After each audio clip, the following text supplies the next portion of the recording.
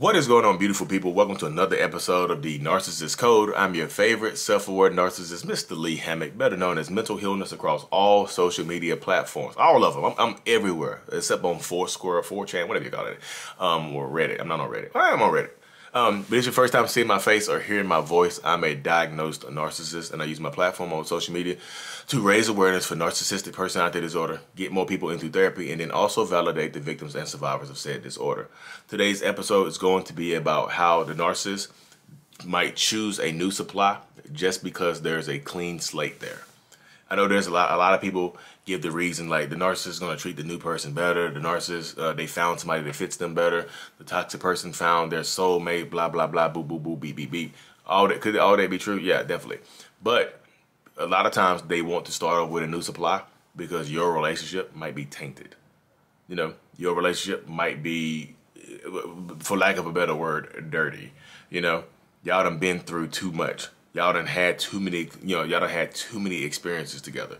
Y'all done hurt each other so much back and forth where they've put you through a lot. Y'all might not have hurt each other, but they might have put you through a lot where you seem like y'all been hurting each other. I mean, because you might have left them for cheating on you and that hurt them. You know, y'all hurt each other in that situation. You see how the words work right there? You left them for cheating on you, but you hurt them and they hurt you. And in a narcissist's mind, that is equitable right there. That is equitable hurt. You hurt them, they hurt you. It doesn't really matter. Y'all hurt each other, right? Both things are applied the same weight. Or both things are given the same weight. The cheating weighs 1 pound. You leaving them weighs 1 pound. Is it a pound of which is heavier, a pound of feathers or a pound of lead? You know, which one is heavier? So yeah, in that circumstance right there. So sometimes they will leave the old supply, the person they're married to, have kids with, or whatever. You know. And start over with a clean slate. Because the new person, the new supply, typically has no idea who this person really is. You know, has no idea who they are behind the scenes, has no idea who they are dealing with. You do. You know everything about this person. You've been with them and you've forgiven so much. They done put you through hell and back, and y'all still somehow been in this on and off again relationship for 8 years or something like that. And then they finally, up out of nowhere, leave you for someone else. And now they appear to be the happiest person on the planet because you're watching them on social media, which you shouldn't be doing, but you do it anyway because yeah, it's early and you just get, they just discarded you for somebody else and you're wondering why. Sometimes it could just be as simple as it being a clean slate. This other person has no earthly idea who they are or who they are dealing with. You do though, don't you? You know exactly who they are. So they want to go with somebody who doesn't know them. That way they can check, they can manipulate somebody else, they can mold, especially if it's a younger person, they can mold them into being a different version of themselves, or a version of that person that fits them. New fresh manipulation right here, new fresh supply and things like that. So like I said, sometimes it has nothing to do. I mean, yeah, so sometimes it has, well, wait, let me rephrase that. So yeah, they will discard you for somebody else just because the other person doesn't know them, doesn't know what they're about, doesn't know, but doesn't know who they really are. They just they're love bombing the other person. And and typically when you're dealing with a narcissist, you also experience the love bombing phase if you're not the one pursuing them. If you pursued the narcissist, chances are, or you had an arranged marriage or however y'all got together, chances are you might not have got love bombed. But if they pursued you, yeah, they love bombed you. So they love bombed you and whatnot. What do you think the other person is getting? You know, what do you think the other person is getting? And sometimes you want to reach out there and tell the new suppliers, like, hey, this person's a narcissist. They cheat. They beat on you. They do all this other stuff.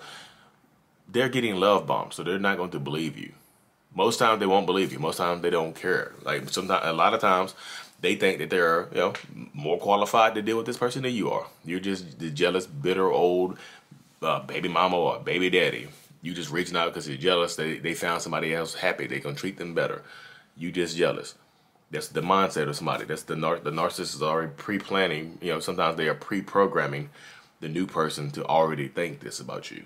You know what I mean?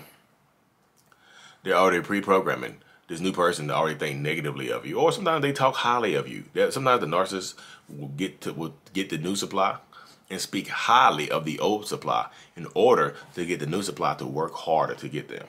In order to get the new supply, if you really want to be with me, you got to do more than the old supply. And if they were cheating with the new supply, if they were cheating with the new supply and the new supply knows about you, then they really don't want to care. Don't really care to talk to you or hear anything from you. You know what I mean? If they was already cheating with this person, the new supply does not care about what you think anyway. But sometimes, y'all, like I said, sometimes the new supply doesn't know you even exist. Especially if y'all don't have any ties to each other. If you and the narcissist don't have any ties together, like house, cars, anything like that, kids, nothing like that, they can just replace you and walk. They can just walk out of your life like they were never there. You know, like they never existed in your life because y'all don't have anything together. So they can just easily move on to someone else. But in some situations like this, like in some situations, they'll move on. And y'all have kids together. Y'all have a house together. Y'all have stuff together. So it's harder to just separate those lives. You know. But sometimes they will, not only would they discard you and for a clean slate, they'll discard the kids and go for a clean slate too and go try to play stepdaddy and or create a whole new family dynamic out with somebody else. You know, they just will.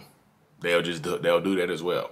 You know, they'll just discard the kids, don't come see the kids, don't talk to the kids, and then they don't come talk to the kids, but then They'll do all of that. Don't come talk to the kids. Don't see the kids. Don't do anything. But they'll play step parent. They'll play the hell out of, they'll be super step daddy or super step mommy of the world. They're like, dun dun dun. They'll fly into the new life like faster than a speeding bullet. It's the toxic narcissistic person plans is super step daddy or super step mommy, super step parent. Dun dun dun dun dun dun dun. I'm here to play parent to kids who are not mine, while simultaneously abandoning my own kids. Ha ha ha. Stop me if you can, villains. That's how stupid that sounds. But that's what people do. That's what narcissists... Yeah, what is stupid? Where does this come from? I don't know. Like I said, I know y'all like watching this, when I say crazy stuff like that. But yeah, that's how it goes right there, y'all. Just sometimes it's just a clean slate. And they'll go over there and play stepdaddy, stepmama, or whatever. They'll go play super step parent while simultaneously abandoning your kids. Or the kids y'all have together. So, the way the world works, and sometimes the way the world works, and I know it sucks to hear that, but sometimes it's literally just a clean slate that they're after. Y'all relationship has run its course. Y'all been through too much. Y'all had too much stuff that y'all been through. Regardless of how y'all got through it, ask yourself this question right here. I said this before. Did you go through it? Did you go through it together? Or did they put you through it? No, that question right there could change your life. Did you go through it together, or were you put through it? That question will change your life because typically in a narcissistic toxic relationship, they put you through a lot. You put you through a lot. You stayed through a lot. You tolerated a lot. You stayed through and forgave and reconciled through a lot of BS. So much stuff. There's just some of that stuff is unforgivable, but somehow y'all found a way to forgive each other and make it work right. And then all of a sudden out of nowhere, new supply, replaced, and they go they cut you off. They go silent treatment on you. They'll give you the silent treatment when they get a new supply. And you none for no worse for the wear. You don't know what's going on. You're traumatized now because now you're angry because you've been forgiving this person all this time just for them to go find somebody else who doesn't know them, who has no idea what they do, what they've been through, and what they're going to do. It happens a lot of times, y'all. That's why I tell people. It's just like, watch how much. And I see it too many times. Watch how many times you're forgiving people. Watch how many times you are. Watch how many times you're forgiving people. Watch how many times you are reconciling with people.